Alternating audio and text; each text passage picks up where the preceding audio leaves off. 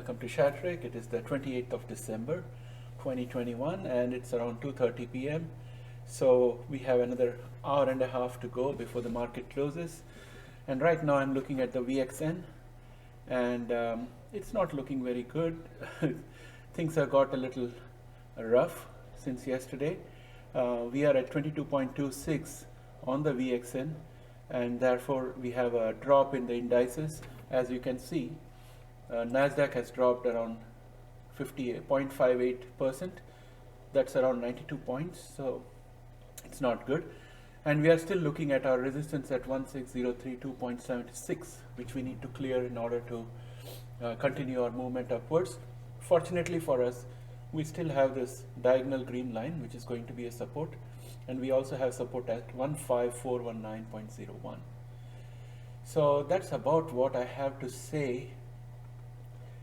If you look at the Dow Industrial Average, it's up 0.26%, and the USD 10-year yield is up 0.14%. Now let's take a look at the heat map, and we can see that the entire technology sector is in the red. Communication services is also predominantly in the red, except for Facebook. And if you look at diagnostics, that's also red. And drug manufacturers are a mixed bag. Healthcare is green. When we look at a biotech sector, let us zoom into it, and we will see that we have most in the red. Like if you look at this column where we have price and change, most of them are in the red. So what we are seeing here is basically a rotation of capital in and out of various sectors in search for safety. It's also possible that whenever the biotech our shares are popping up, there are people who are taking out the profits and moving it elsewhere and coming back to buy it when it drops back again. And that will be the game as long as we have high volatility. And we saw volatility going up today, and that's the easiest way to make money. So in my mind, I think that's what is happening. So now let us look at our shares that we regularly track, which is the Intellia, Blue, NVS, REGN and NVS, etc., etc., etc. First, I'm going to sort to get the best performance on the top. So today's winner is Intellia. It's up 1.07%. That's $1.28. We are out of the upward bullish channel and we are back into the bearish channel that is going down, which is bounded by this green line and this red line. So it's a sideways movement. I can even think of it positively as a consolidation, but because it is inside the bearish channel, I'm pretty sure that as soon as it hits or goes closer to this red line, it will start moving down again. So it doesn't look good right now, and even though the MACD is bullish, it's already trending towards the signal line, so it's going to go bearish. So nothing much to support us out there. But we'll take this gain that we got today. When it comes to Novartis, we are up 0.54%. So we are gone. Actually, I think we opened higher today and then we came down. So still 0.53 is a good enough jump. The MACD is still bullish and we are in the overbought area. And therefore, we should expect either a sideward movement or a down movement. And we are going to have support at this level at 87.69, so that's going to be our support, and we have two more supports below that. So there's plenty of support for NVS, Novartis, so nothing much to worry about there. Let's go on to REGN, which is up 0.5%. I like the way it is going up straight, and you will notice that it is struggling to negotiate this twin resistance of this red diagonal line, which was a support earlier and which has now become a resistance, and the horizontal resistance at 638.09.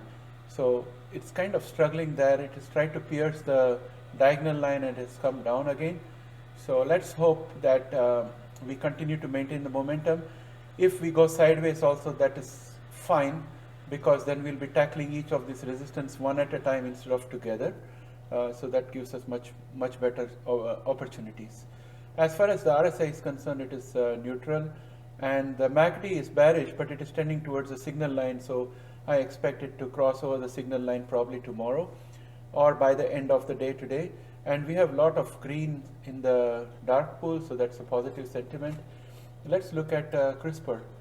Um, CRISPR has been kind of moving in and out, and right now it is positive, and the hammer that we see here is an inverted green hammer, which means that the bears are having an upper hand. The bulls have just about struggled to keep it positive, and also we have a resistance at 79.51, and you would see that this candle has pierced the resistance and then come down. So it has to retest this resistance and go up, and that's when we'll see some movement, and the next resistance at that time will be 83.46. Right now our MACD is looking good. Our RSI is a bit weak, but the dark pool sentiment is negative. As long as we stay horizontal and don't go, don't go into a red candle today, I would be happy. Just staying green, maybe 5 or 6 cents in the green, but not a red candle. That would be the best that I can hope for at this point of time. And it's quite possible because we have a bullish MACD. Let us hope for the best. Let's go on to Vertex. Vertex is up 0.01. Again, Vertex has been drifting in and out of positive and negative today, and it is kind of getting a support at this level, which is 220.15, and as long as we stay above that today, I would be happy, and I would consider this sideways movements to be kind of consolidation. A consolidation always builds up strength for an upward movement, so I would take that any day. And when we look at the MACD, it is bullish. The only reason why we have weakness right now is because our RSI is in the overbought, so it has to cool down a bit, and as long as we stay above our support, I'm happy for today. And as far as the dark pool is concerned, it seems to be positive sentiment out there. That's also a good thing. When we look at Bluebird, it's up 0.18%, again a reverse hammer, and it's in the downward channel that we had drawn a couple of days ago, and this again indicates that the bears are proving to be pretty formidable, and the bulls are just managing to hang on and keeping things positive. Let us hope we end the day that way, because the MACD is bullish and the RSI is pretty decent, plenty of way to go up. Just that the dark pool has got a mixed sentiment. It's not very supportive as such. Let's look at Editas, which is down minus 0.14. That is 4 cents down. Again, a hammer which is heavy at the bottom, and we are in the bearish channels that is going down, and our support is at 26.94, which is this green line. And here I would probably think that this consolidation is good, hoping that we are able to break through this, either at this point where we can break through both these resistances one at a time, or after we cross this crossing, which is the most strongest resistance that we will have, because it is coming from the diagonal line as well as the horizontal line.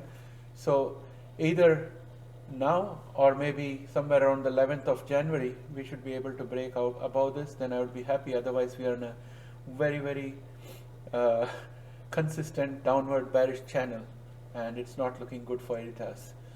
Let us look at Beam. Beam is down 0.76%, and we are on this. We are trying to break through this diagonal red line, which was a support for a longest time, and it's now a resistance. And our hammer today is an inverted red hammer, which shows that the bulls have been trying quite a lot to push this upward, and they have prevailed to a good extent. And but the bears have managed to keep it down here, and we are below our support, which was at 80.27, and therefore if we continue at this rate and we stay below this level, I'll have to turn that support into a resistance, and then we'll have to break through that to go further. And we have the next support for us, which is at around 78.83. So those are the two supports, and by the looks of it, it seems like I'll have to plot more supports now. The MACD is bullish, the RSI is benign, and there's been a very negative sentiment in the dark pool for quite a few months now, so not looking very good. ARCG, it's at 1.38% below, and this is the candle for today, which again is heavy at the bottom. And typically these kind of candles indicate that the bears have got a higher upper hand, and they are able to drag the market in the direction of their choice, which is always downwards. And we still have a resistance that is at 64.34, and hopefully because the MACD is strong and there's plenty of room for the RSI to go up, I hope the momentum picks up before the close of the market. Next, let us look at PFE. PFE is down 1.94. Pfizer has lost 1.17 cents as so far around 3 o'clock today, and it is just knocking at the support, and the support is at 57.99, and we are just bouncing off two supports and trying to stay afloat. We have a MACD which is turning bearish. We have a RSI that has come from overbought into tending towards the neutral stage. So the momentum is dropping, and the dark pool activity is all positive. So I'm pretty confident that Pfizer would be in a good shape because they have everything going for them. And right now, whatever fluctuation is happening is just purely the function of volatility. Maybe there are some really good opportunities elsewhere, so people are taking the profits from yesterday and moving it there, and they will come back again tomorrow when we'll see Pfizer going up again. I could say that for both Pfizer and Novartis for sure, because that's most likely what is happening. Let us look at Teladoc, which is down 2.13%, almost $2, and it has been moving sideways, and it has broken below our support, which was at 92.32. So if we close below this 92.32, I'll have to turn that into a resistance and probably plot more supports below. We were on a firm bearish channel. We were going down. I was very thrilled that we moved sidewards. Hopefully this ends up being a consolidation and we are able to bounce back up. The MACD is bullish, but the momentum is very weak. The RSI is weak, and we have got a positive sentiment in the dark pool.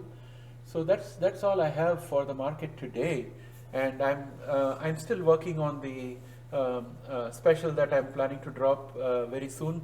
That's about the prospect of all the CRISPR stocks for 2022, and some thoughts of mine on how we can diversify our investments. So having completed this session, I just have a few thoughts to share. These are turbulent times, and there is a lot of things happening in the environment. So there will always be flux. Some days we'll see a lot of red, some days we'll see green. But basically there's going to be no stability until a few things get resolved.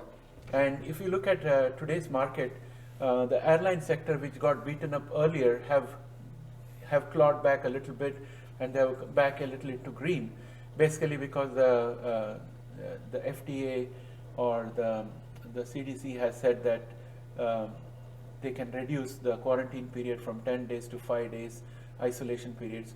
So that has kind of given a boost to the airline industry, which suffered when the initial 10-day duration was mentioned. So things like that are happening. So there are going to be players in the market who take those pop of profit from somewhere and they sell it out. So typically in this market, what I think we should visualize is that if today we are in the red, then tomorrow we are likely to be in the green, and then day after again back into the red, because money is moving from here to there, trying to find safety, trying to find some profits. So that's what is probably happening. But overall, I think we should be in this kind of a state for at least the first quarter of 2022, and CRISPR is going to be a long-term game. I think some positives might end up happening somewhere around end of 2023 in terms of being closer to monetization, and also in terms of having some FDA approvals for actual patient-facing medicines or therapies. So that is my projection. So hang on there, be patient. Thanks for all your time and the support that you have given to this channel. Please share, like, and subscribe. Have a wonderful day, and talk to you tomorrow. Bye for now.